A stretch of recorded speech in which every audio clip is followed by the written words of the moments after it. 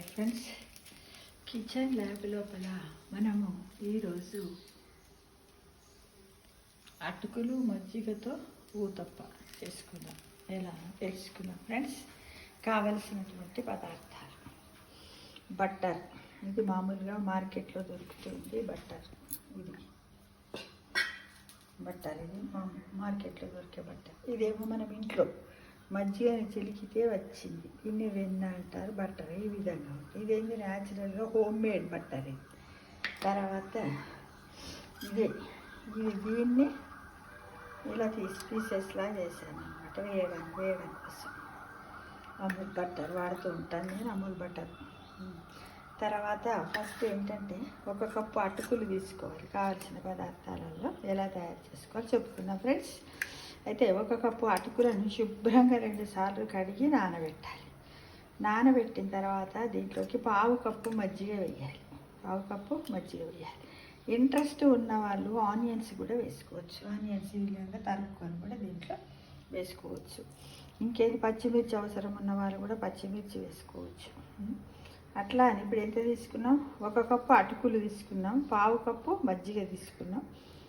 దానికి 1 table spoon, ఈ table spoon అంతా గోధుమ పిండి తీసుకోవాలి. ఇది గోధుమ పిండి ఎందుకంటే ఈ అటుకులు ఉంటాయి కదా, దీంట్లో కనెక్ట్ కావడానికి, అంటే దీనికి కనెక్ట్ కావడానికి అటుకులను విడివిడిగా ఉంటాయి కదా దీంట్లో. ఈ గోధుమ పిండిని 1 టేబుల్ స్పూన్ తీసుకోవాలి. కావలసినంత ఉప్పు, జీలకర్ర, కరివేపాకు, కొత్తిమీర, ఏది ఇంట్రెస్ట్ ఉంటే అది అన్నీ కూడా ఇందులో వేసుకొని చక్కగా ఒక 1/2 అవర్ తర్వాత ఈ అటుకులను ఇలా అనుకుంటూ తగినన్ని నీళ్ళు పోసి ఈ విధంగా మనము కలుపుకోవాలి. ఉప్పును కూడా తగినంత వేసుకోవాలి ఫ్రెండ్స్. ఈ విధంగా వేసుకున్న తర్వాత మన ఇంట్లో హోమ్ మేడ్ బట్టర్ లేకపోతే ఇంట్లో హోమ్ మేడ్ బట్టర్ అందరికి ఉండదు కదా, లేనప్పుడు ఈ అమూల్ బట్టర్ను కూడా వాడుకోవచ్చు. ఏమీ లేదు, ఫస్ట్ ఏం చేయాలంటే దీనిపైన కొంచెం ఆయిల్ వేయాలి. ఎందుకంటే బట్టరు తొందరగా పొగ వచ్చేస్తుంది కాబట్టి కొంచెం ఆయిల్ స్టవ్ పైన ఒక పేనం పెట్టి కొంచెం ఫస్ట్ ఆయిల్ వేసి ఈ మిశ్రమాన్ని ఇలా కలుపుకున్నాం కదా ఫ్రెండ్స్. అప్పుడు ఇలా చిన్నగా ఊతప్పాలి. అంటే మీకు ఎంత సైజు కావాలంటే అంత సైజు వేసుకోవాలి. చిన్నగా వేసుకోవాలనుకున్నా చిన్నగా వేసుకోవాలి. ఇలా వేసిన తర్వాత ఇలా వేస్తాం కదా మనం. వేసిన తర్వాత దీనిపైన ఈ బట్టర్ను ఇలా వేసేసుకోండి. బట్టర్ ఎక్కువ వేసుకోవాలనుకుంటే ఎక్కువ వేసుకోండి. మీకు ఎంత అవసరం ఉంటే అంత బట్టర్ను వేసుకోండి.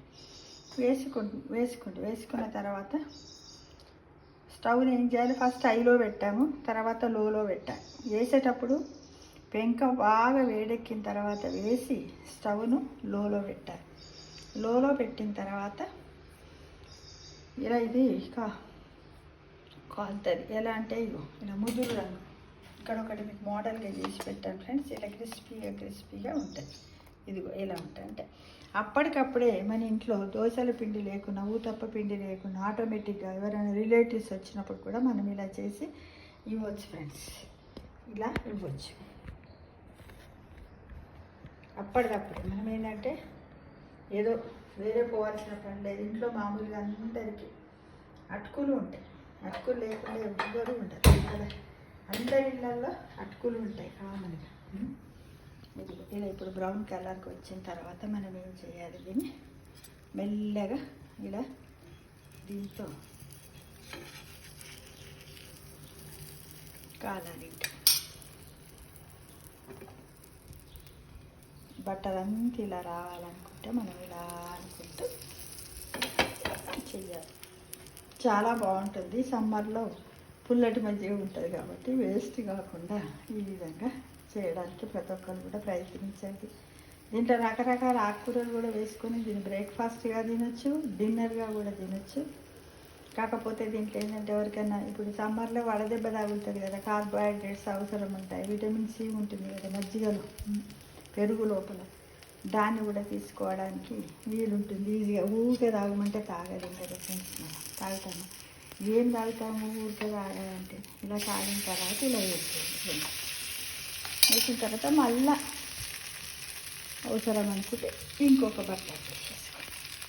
ఇదే కాకుండా మనం హోమ్ మేడ్ బటర్ కూడా వేసుకోవాలనుకుంటే కూడా ఈ హోమ్ మేడ్ బటర్ ఉంది కదా ఫ్రెండ్స్, దీన్ని కూడా ఈ విధంగా తీసుకొని కొంచెం హోమ్ మేడ్ బటర్ కూడా వేసుకోండి.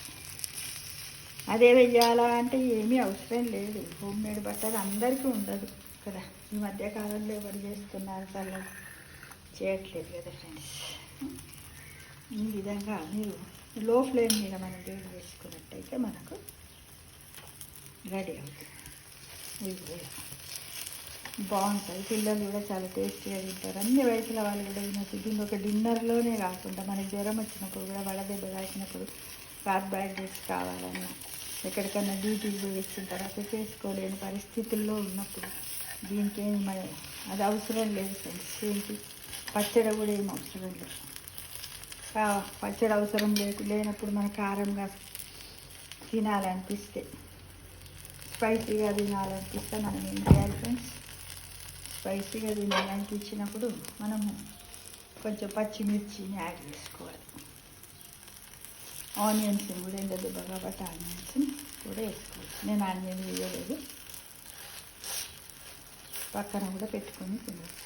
ఈ విధంగా ఇది హెల్దీ డైట్, పచ్చడి లేకుండా కూడా మంచిగా. ఈ విధంగా పుల్లటి మజ్జిగతో బొబ్బట్లు, పుల్లటి మజ్జిగ అటుకులు, పుల్లటి మజ్జిగతో బొబ్బట్లు సమ్మర్ స్పెషల్ టిఫిన్. బ్రేక్ఫాస్ట్కి తీసుకోవచ్చు, డిన్నర్లో కూడా తీసుకోవచ్చు.